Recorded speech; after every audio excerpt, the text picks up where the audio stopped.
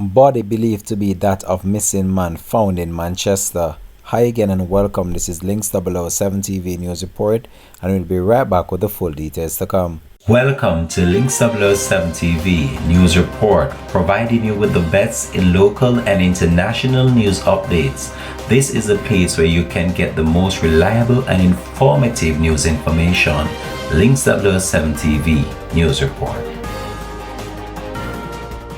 Welcome back and thanks for joining us. This is Links 007 TV News Report.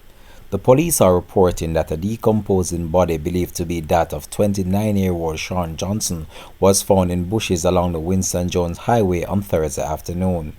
A week after Johnson went missing after leaving his Trinity home in porous Manchester to buy KFC in Mandeville.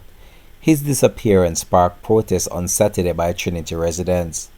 Head of the Manchester Police Superintendent Shane McCullough told reporters that a passerby stumbled on the body shortly after 2 p.m. today. He said that the police are awaiting the outcome of an autopsy to determine the cause of death and also a DNA test to confirm its identity.